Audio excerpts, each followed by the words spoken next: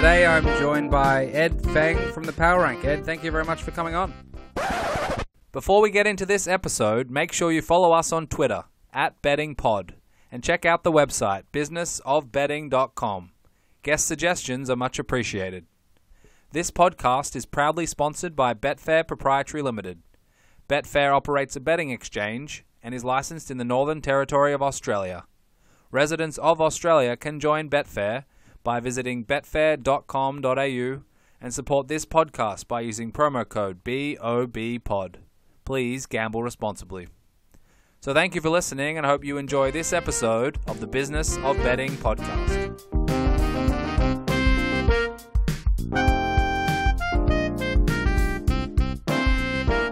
Today I'm joined by Ed Fang from the Power Rank. Ed, thank you very much for coming on. Hey, thanks so much for having me, Jake. So Ed, I've been a fan of yours for a while now, and from a college football perspective, there's no one better. So do you want to take us through how a PhD from Stanford gets into sports analytics? Yeah, I appreciate the kind words. For sure. I mean, I was a PhD, and I was looking to be a professor, and got some interesting quantitative skills. I studied something called statistical physics, which is basically trying to understand how you can explain bulk matter using the fact that matter is made up of atoms, and atoms jiggle. And it's interesting because football teams jiggle too. And anyone who's watched football will tell you that they don't perform the same way every game. And so that background in statistical physics really helped me kind of get into sports. First, I had to completely crash and burn in my academic career. Made a lot of enemies of the wrong people, people who had to write letters to get me my next job. And so I was definitely on my way out. I was a kind of a stubborn young kid, and I was looking to do something else. I started reading about Google and what they were doing with the PageRank algorithm.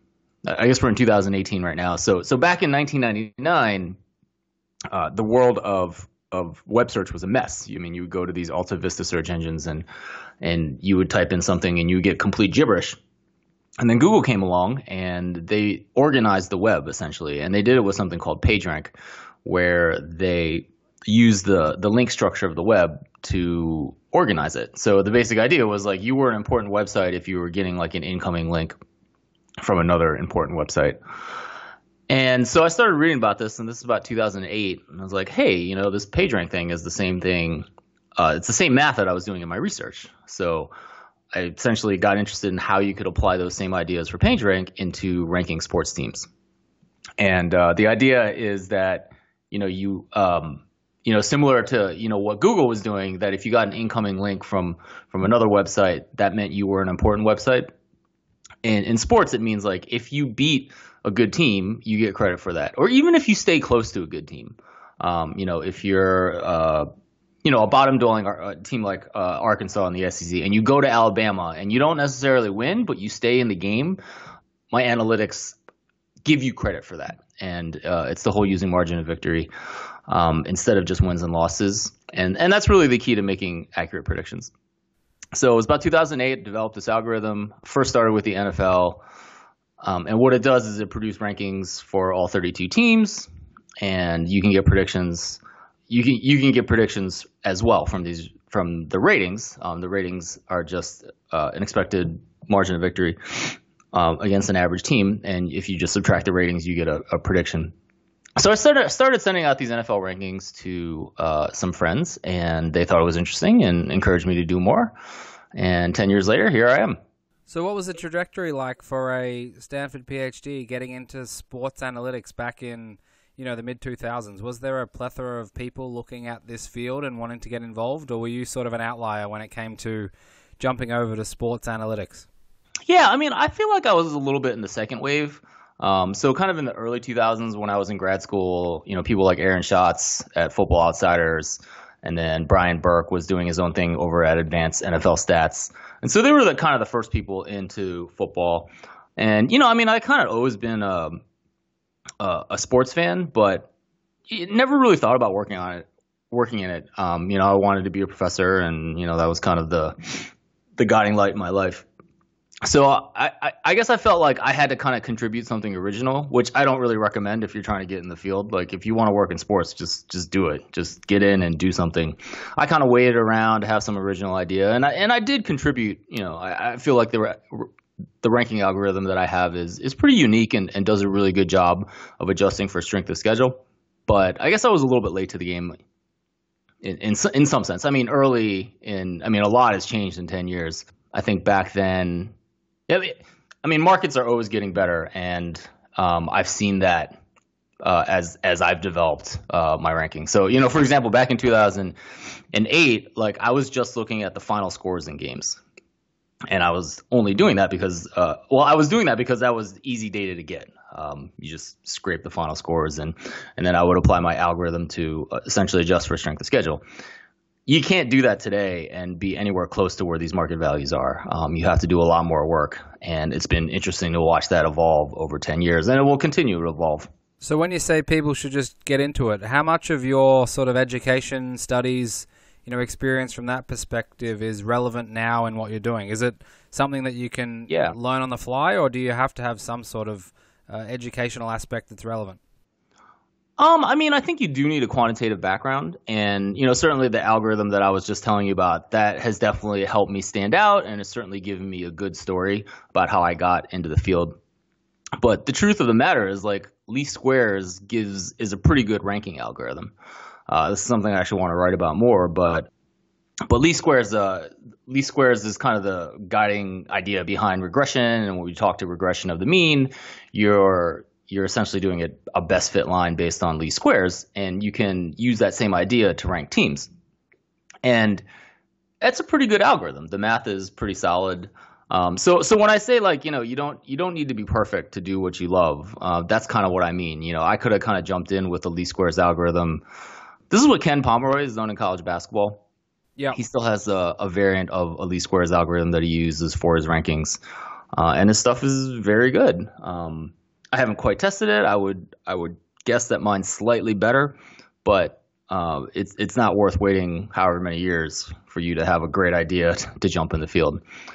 But with that said, too, I feel like my academic background did give me an advantage in a lot of ways. I mean, A, the algorithm, but B, also, like, I had a great thesis advisor that taught me how to systematically think about things, and it's the same kind of thought process that I still use in approaching any problem.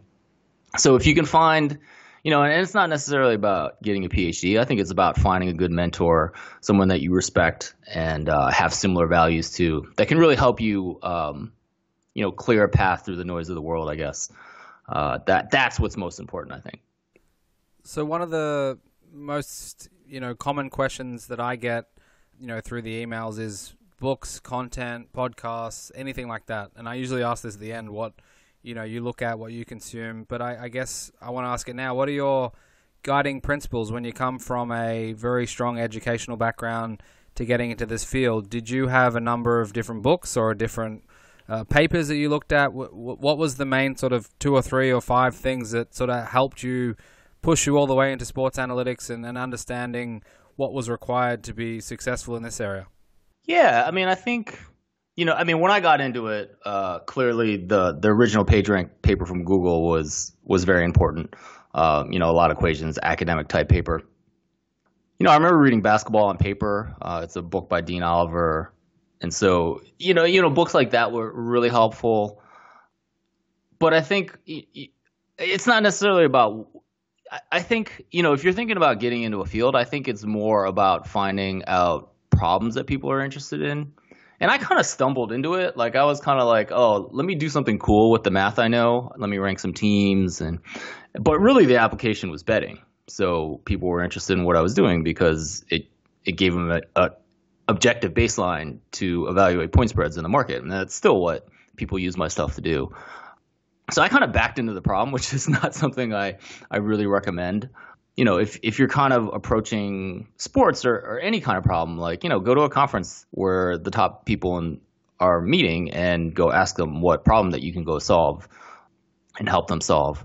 So I guess I did that a little bit later when I started thinking about March Madness, and the idea there wasn't necessarily how can I predict college football better. the question there is, how can I win my pool?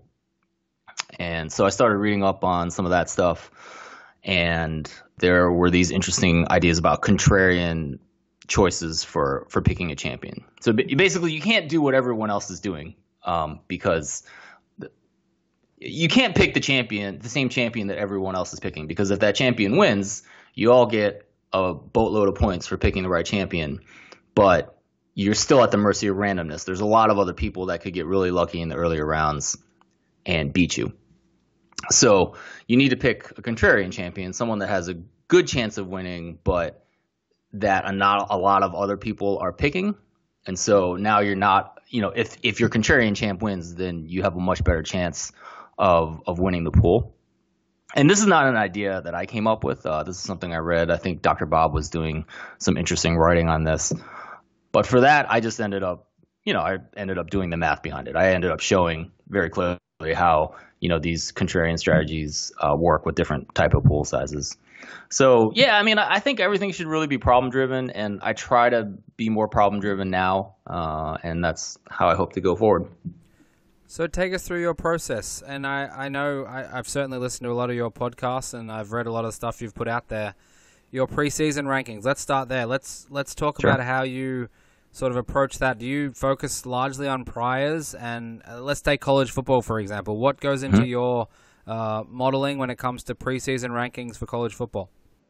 Yeah, so I developed just a simple linear regression model on a multitude of variables to predict the college football preseason. And the nice thing about college football is that teams tend to persist from year to year. So Alabama, Ohio State, they have resources and tradition that programs like Rice, where I went to school, will never have. So you expect Alabama and Ohio State to be near the top every year, and so you can kind of use a regression model to take things like your past history, how a team has performed over the past 4 years, and then some other minor factors like turnovers and returning starters. And I put that into a regression model, and it spits out an answer at me, and it looks reasonable. And the model predicts about 70% of game winners straight up, which is pretty good, which is decent for a preseason model.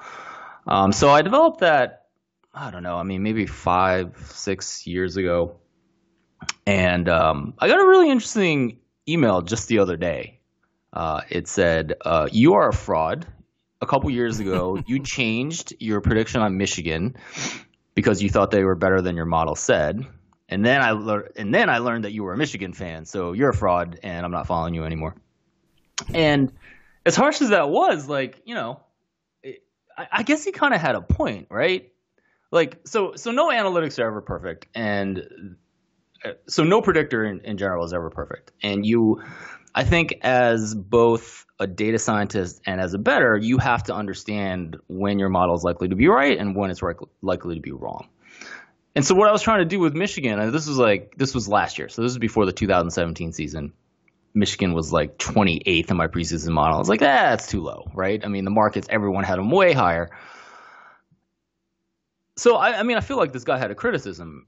So, you make an adjustment for a lot of teams, but, I guess I made the mistake in making an adjustment for one team that I knew well, but not more. But I tell that story just to tell you this, that like the real solution to that is to come up with a better predictor, right, to improve your model. And what I've done this past preseason is I started using a second preseason rankings. And what I do there is I take market win totals and I back out what the rating for each team should be. So basically I try to ask, what is the rating that is consistent with the posted market win total in college football? And this, you're getting a lot of, good information from the markets and returning starters, and, the fact that Michigan had a transfer like Shea Patterson come in this year, who's been terrific.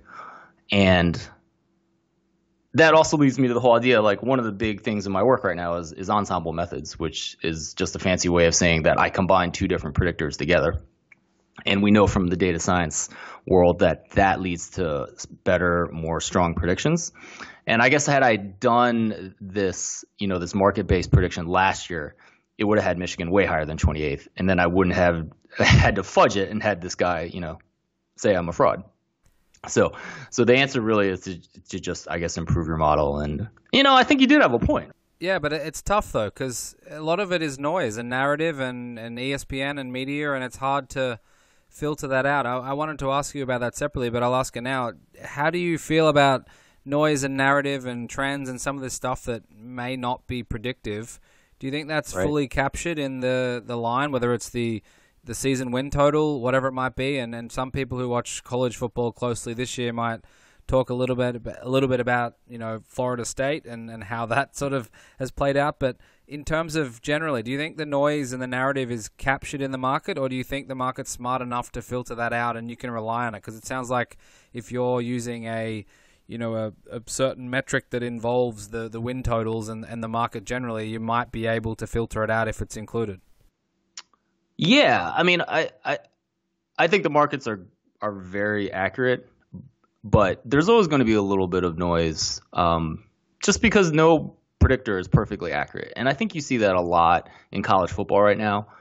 It's really hard after 2 or 3 games to figure out exactly how a college football team has changed from your preseason expectations. And I mean, I think a great example is Purdue. So they lost their opening game against Northwestern. They lost at home to Eastern. Both of those were games where I think they had more yards per play or both than their opponent. Both were games where they got atrociously bad defensive penalties that essentially lost them the game or did not give them an opportunity to win the game. I think the markets are overreacting on Purdue. You see the losses. You see the fact that even Eastern Michigan was in a game. And, they played Missouri, and I think my numbers had Purdue as a small favorite. And then the markets were, I think they started with Missouri as a 7-point favorite on the road. It got down to 5.5. But it's really hard to make a line for that game. I think the line should have been a little bit smaller than 5.5, but I don't think my model had it right as Purdue was the winner of that game either. So I think, nothing's going to be perfect in filtering the noise. You just want to, as a bettor, you want to find all the information that you can to help you pick the right side of things, I guess. And it's, it'll be a lot easier after week 8 in college football, but it's really hard right now. And so I think there is a real opportunity when you can kind of use numbers, but you can also use your knowledge about these teams to do your best at filtering through the noise. Depending on how you treat week 0, we're at week 4 of sort of college football season, week 3 of NFL. The hardest thing I think now is probably strength of schedule and understanding, what teams have played other teams and how good they might be. And people talk about Louisville in college football, whether or not they're a good team, and most people would say no. And I think I've heard you talk about Virginia Tech, for example. What's the best way in your mind to sort of evaluate strength of schedule now when we've only had a very, very small sample size, and it's very hard to know if these teams have had Alabama, for example, they're just running over everyone. Have they, necessarily had good opponents, or have they just got easy wins so far? How do you go about it early in the season with small sample size to figure out if a team's likely going to be good 3, 4, 5 weeks later, and in terms of betting, if you want to take them on or you want to sort of be on their side? Yeah, I mean, I take again the ensemble approach, and after week 3 is the first time in college football where I can say, all right, I'm going to evaluate all college football teams on a couple different metrics. So one is just the margin of victory in games, which I talked about earlier. Another is yards per play, and a third is the markets, so the closing point spreads in the markets. And the idea is if you combine enough of them together, you're hopefully going to get something accurate. Now, that's still probably not the case, because Virginia Tech only played two games, beat Florida State in the opener by a pretty hefty margin, but actually had fewer yards per play than Florida State in that game. So when you put that all together, I mean, I think I have their offense and defense in the 120s in college football based on 3 weeks of the season. So that's almost certainly wrong. And the question is, just how much better are they? And these things figure themselves out by week 5, week 6. But when you're sitting here at week 4, it's really, from my job as a data scientist is to figure out how to weight what we've seen this season with our preseason expectation. And it's not going to shock you to to know that, preseason, it still has the majority of the weight at this point in the season. So this season's data will take over as we go through the season, and certainly be the majority, way more than the majority by the end of the season. But the kind of strange thing in football, it's really a small sample size. I mean, we get 12 games with college football, 16 games with NFL. I keep my preseason weight in there the entire season. And we know that leads to better predictions. And that's part of the reason why I spend so much time working on these preseason predictions. It's such a small sample size during the season that we keep that around. We keep the preseason expectation around. So how much can you downgrade a team based on one or two performances? Because some people might have watched the Ole Miss game and thought they were up 7, so they, were in the game for a little bit, so they're kind of okay. Or others would say they were awful. And you think about the NFL, the Bills at the moment. There's a few teams like the Kansas City Chiefs that are on the upside. How do you go about sort of tempering expectations when it comes to outlier performances, or even 1, 2, or 3 sort of outlier performances? Yeah, I mean, I think it's really hard. I mean, it's one of these things where it helps to use the numbers. It helps to watch games. It helps to have inside information on teams. But to just give you an example, I mean, I'm looking at going into week 3 in the NFL compared to what my preseason expectations were. So I have Tampa Bay about 4.7 points better on a neutral site than I did during the preseason. So clearly Ryan Fitzpatrick has been fantastic. We all kind of know in our heart of hearts that he's not that good. I mean, we've seen enough of him that we know that he's going to regress to what his true skill level is. On the other side of things, I have Arizona about 4.3 points worse than we thought they were in the preseason, and I think they have a lot of issues with their new coaching staff. I had a guest on, Josh Hernsmeyer, who's a really good DFS follow, doing some excellent work. He said, not based on numbers, but he said he watched Arizona the first week and thought the coaching staff had no idea what they were doing. And they went out and scored 0 points against the Rams the second week. So I guess that gives you those are the outliers in my NFL stuff after 2 weeks. I mean, I still, now that I'm looking at this, like, that seems like a lot of points to change a team after 2 weeks. Well, even plus 16 or 17, whatever it is this week against the Vikings. I think it's the Bills. And then you've got Arizona 5 or 6 point dogs at home. Yeah, I mean, Buffalo is bad. I mean, they just don't have a quarterback that I think can even be thought of as replacement level. I mean, I think Josh Allen is terrible. We're going to see that. So anyways, yeah, I mean, I do think 4 points is a big change. And but I will also say that, like, more than 2 out of 3 teams are within 1 point of their preseason expectation. And I think that's about right as well.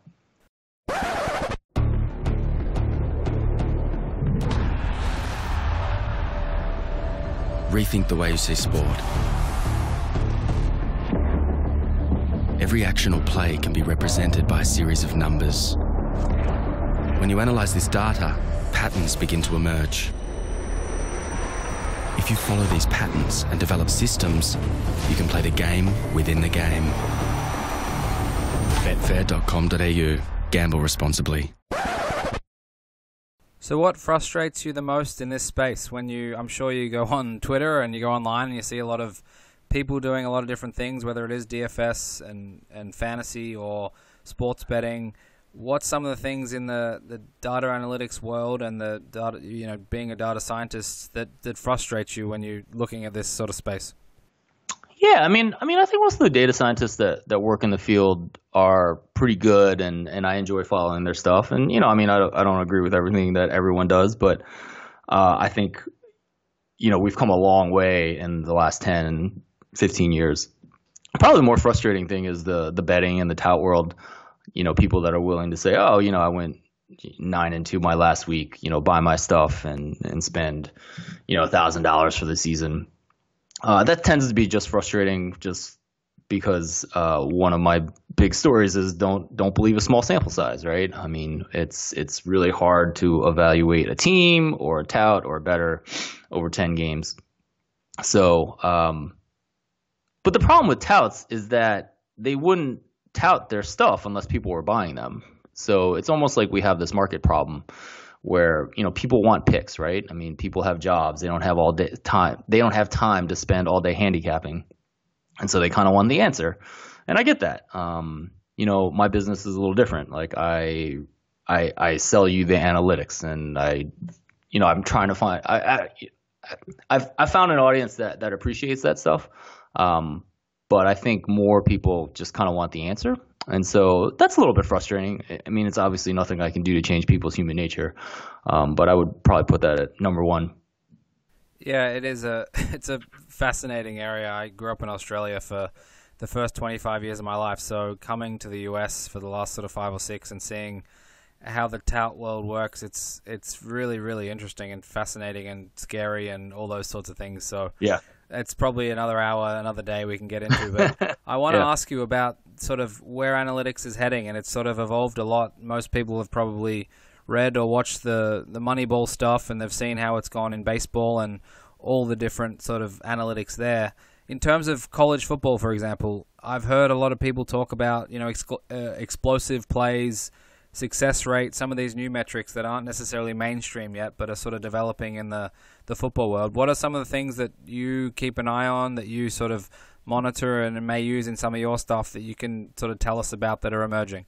Yeah, absolutely. I mean, you hit my 2018 goal right on the head, success rate.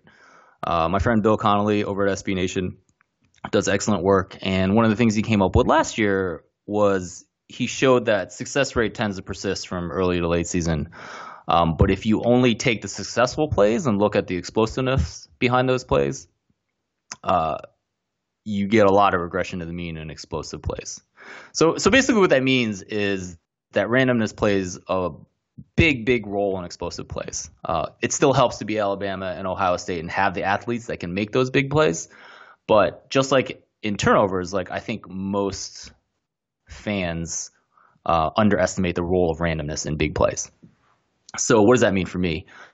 I've been using yards per play as a primary metric in college football, and it's a good thing to do. My adjustments for schedule are really important in college football.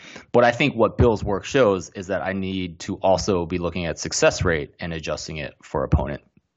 And that is something that I'm working on for the site this fall, 2018. That's kind of the big goal, is to get that working.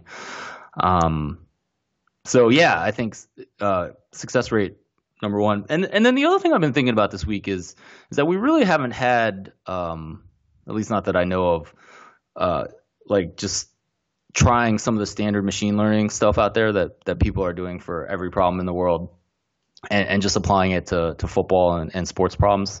I think there's problems with those methods. I tend to be a little bit suspicious about a method that you can't explain what the answer is. So, if you had, for example, like a decision tree just telling you to pick, let's say, just take Purdue side this week. If you can't really figure out why the algorithm told you to do that, I kind of have a problem with it. But it's also been a while since I've really thought about machine learning and what people are doing in that space. And so it's one of those things where, over the next 2-3 years, I'd like to learn a little bit about that, just because I think it's interesting. And obviously the whole AI and what people are saying about that is an ever increasing part of our world with self-driving cars and stuff like that. And I think, on the longer time horizon, I'd like to figure out what exactly that means for football, whether these questions that I have about, can you get any football insight out of the algorithms? Is that actually true? Or have people developed better stuff? My guess is that they haven't, but something I want to explore over the next couple of years.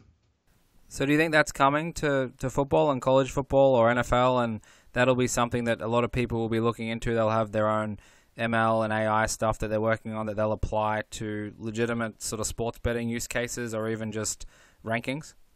Yeah, I think so. And I would bet that there are betting syndicates out there that are already doing it. I don't really know any of kind of the, football analytics guys that they're doing it. Maybe they are. Maybe I'm just not aware. But yeah, I definitely think people are going to start doing it. Hopefully, I will be at the forefront of it.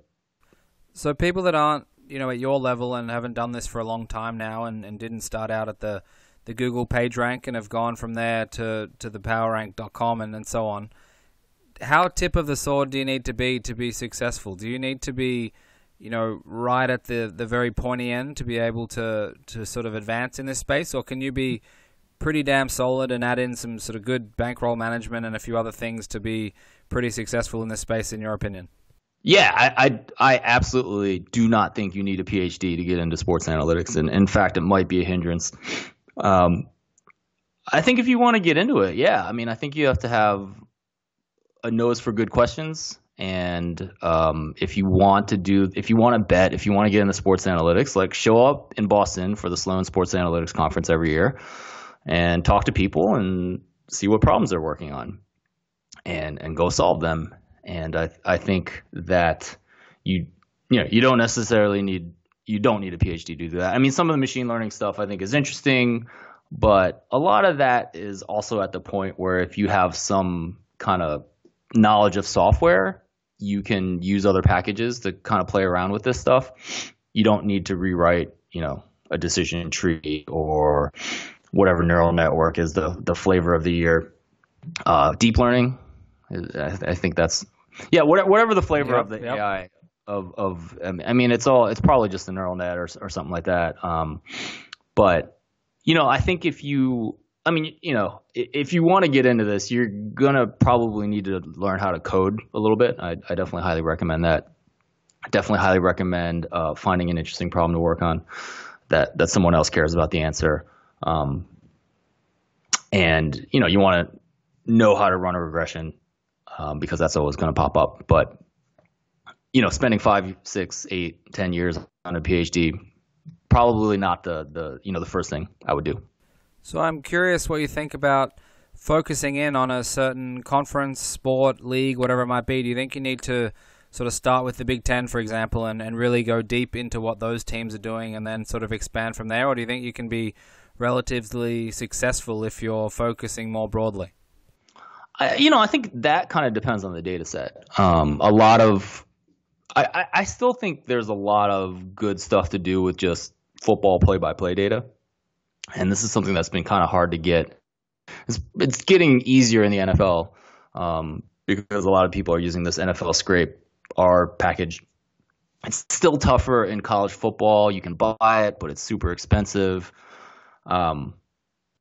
So I think I think the question depends on the data package, right? So if you want to do something in college football and you can get the play-by-play data, and you want to, for example, ask something about success rate, and so can you compare running backs and their success rate and adjust for strength of schedule? That data is all available.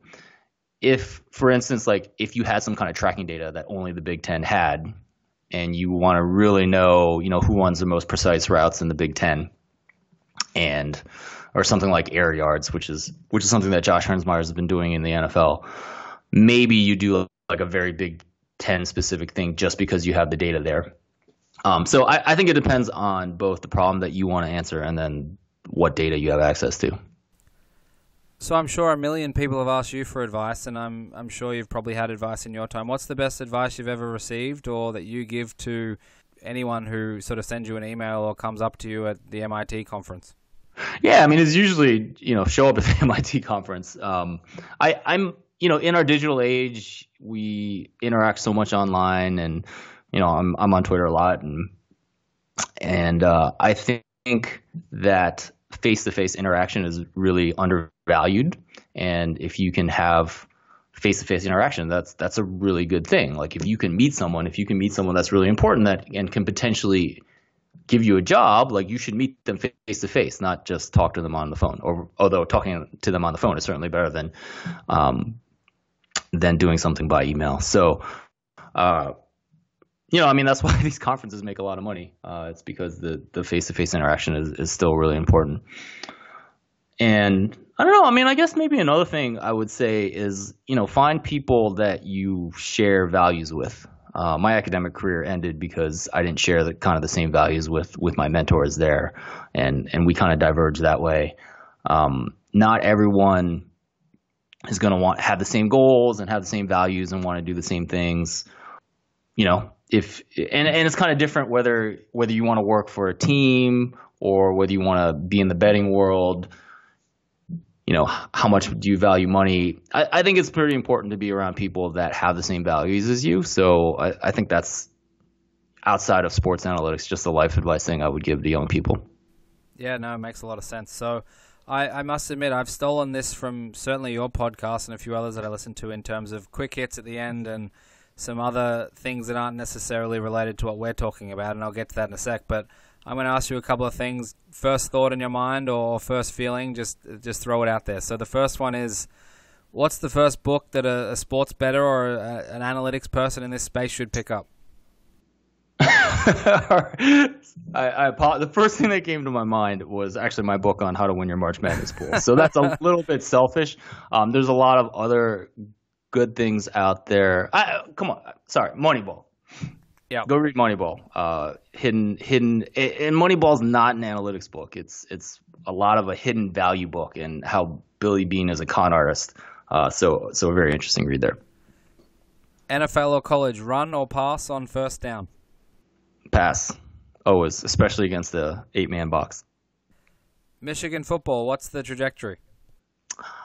I think the trajectory is rising. I think Shea Patterson is a first-round NFL draft pick in 2019. Still a huge amount of questions on that offensive line. I think that, as we've known since the preseason, that's going to limit them. But, I think they're going to – I think at the end, when the dust clears at the end of the season, they're going to be a top 10 team. I don't think that means they beat Ohio State, but it could be a pretty good season. So you can take, I'm not going to try and say his name, but the Alabama quarterback, Tua Tagovailoa. Yeah, Tua. For the Heisman, or you can have the field. Who are you taking? Always the field, I think, especially this early in the season. Yeah, that's my instant reaction. I guess it just goes back to even Tiger Woods at his peak. I think you would always take the field over Tiger. I don't really have analytics to back that up, but that's my gut, and it's just because there's so many other people and there's so much randomness. And plus Tua's got, Jalen Hurts behind him too, right? Yep. So, that's going to lessen his stats, and so, yeah, I would take the field. So let's assume that Oklahoma make the playoff. Who's going to miss from Georgia, Alabama, Clemson, or Ohio State? I'm going to say Ohio State just because of the schedule. Penn State looks pretty good. I think Michigan could beat them. There's just a lot of roadblocks there. I would not take Clemson. Their schedule is very easy. I think before the season I had them at like 70-ish% to make the playoff, especially if Miami's probably going to be their opponent in the ACC championship game. Florida State obviously looks terrible, and that looked like the second hardest game on their schedule. So Ohio State to not make it, Clemson as probably the most sure bet. Both of those because of schedule. So this is just blatant theft, but I've always wondered what you would say to these two. And the first one is culinary experience. What's your favorite? Thank you so much for asking that. I love talking about that. I live in Ann Arbor, and the best, most recent one was a place called Apparatus Room in Detroit. So the chef is a 2-star Michelin chef from Chicago. High expectations, and we went there and it exceeded those expectations, which is always very pleasant. I had like a pork belly thing, which was the best thing I've ever eaten. And like unequivocally the best thing I've ever eaten. It was just really good with pork, but then like there was a lot of good like an acidic salad on top of it, but also some kind of like fruit rinds on top of that added a little bitterness to it. Just excellent if you ever get to Detroit. So let's assume that we got you a table for 4 there tomorrow night for dinner, dead or alive, as Ed Fang says on his podcast. Dinner for 4. Who you inviting? All right. So for one for sure, Ron Chernow. He is an author historian. He wrote Hamilton, that became the Broadway hit musical. He recently wrote a book on Ulysses S. Grant. And I'm just amazed the way he crafts stories out of nonfiction. He really gets into the emotions of people. Like you feel like you know these people after you've read the book. I've read Hamilton and Grant. I highly recommend both of them. And even as like a writer, like I feel like he's getting better. Like I feel like Grant was an even better book than Hamilton. And Hamilton was amazing. So I would definitely invite him. So the person I would have invited before that would be Lin-Manuel Miranda. He wrote Hamilton the musical. And I'm always interested in people's process and their creative process. And my family was completely obsessed with the musical in I think last year, so 2017. So we went and saw it. I read the book. And there's a lot of just interesting things of how he translated the book to the musical. So everything, he captured the essence of the characters almost exactly, which is great, which is what you want to do. A lot of things in the music are also complete falsehoods. And I just want to ask him, like, did you mean to do that? Were you just rushed to finish the musical? Just lots of questions there. And then I guess one more for creative process. I'd invite Stan Lee. So he's the kind of creative genius behind Marvel. And the family 2018 obsession has been the Marvel movies. And we made our way. We had seen zero coming into this year. And then we saw Black Panther and Infinity War. And then over the summer, backed our way through all 20 of the movies. And I really feel like it's the gold standard in storytelling. The way they make the characters, the superheroes, compelling, real people with real problems. And I had a fun little exercise ranking all the movies, and my top two are Iron Man and Doctor Strange. And my wife always likes to say, "Oh, so you like the two most that had the arrogant men that had downfalls?" And I was like, "Yeah, that's exactly right, honey." That's awesome. And if anyone's wondering what's going on here, it's if you've listened to Ed's podcast, which I'm sure a lot of people have. At the end, he always asks his guests these types of questions. So one more, Ed. I appreciate that, Jake. I just want to say, I stole all those from Tim Ferriss, I think. When I was starting my podcast, I listened to a bunch of his, and that's certainly where I got the, your favorite book one, and I think a lot of the other ones. And it evolved. It's evolved over the time, too. So I think I read somewhere you're a beer connoisseur. Do you have a favorite beer that you've had in the last few weeks or months that you can share as well? Yeah, so I have a lot of favorite beers. The Midwest is a fantastic place for beer. We have a place here called Holmes, which is my buddy's beer, and I'm biased, but it's fantastic. But recently a friend gave me a beer from Treehouse, and the only reason I knew about Treehouse is because it always ends up in the top of Untapped, which is a beer rating thing.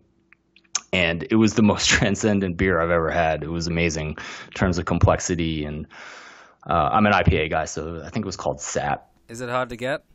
Yes, it's impossible to get. I think his friend had to wait in line, and it's I think it's a good 45-minute drive outside of Boston. So I might try to go when I'm in town, but it's I'm not gonna rent a car, so do I want to take that long of a ride share out there and stuff like that? But it was really that good. So apologies to Jim Harbaugh for not making the dinner reservation, but anyone who's listening who's interested in this, check out Ed's site, thepowerrank.com, and the newsletter. You should sign up for that. Ed, what's the best way to get in contact? If anyone wants to ask a couple of questions, is Twitter the best way? Actually, probably the newsletter. So I can miss something in my timeline on Twitter, but if you go to thepowerrank.com, sign up for the free newsletter. I send out predictions that are usually saved for paying members of the site. And if you sign up, you get an email. Just hit reply to any of those emails, and I'm pretty good about getting to every request I get through email that way. So I think that's the best way. Awesome, Ed. Thank you very much for your time. I look forward to the March Madness update when it comes through, and of course college football and NFL. So thanks for coming on the podcast. Yeah, thanks so much for having me, Jake.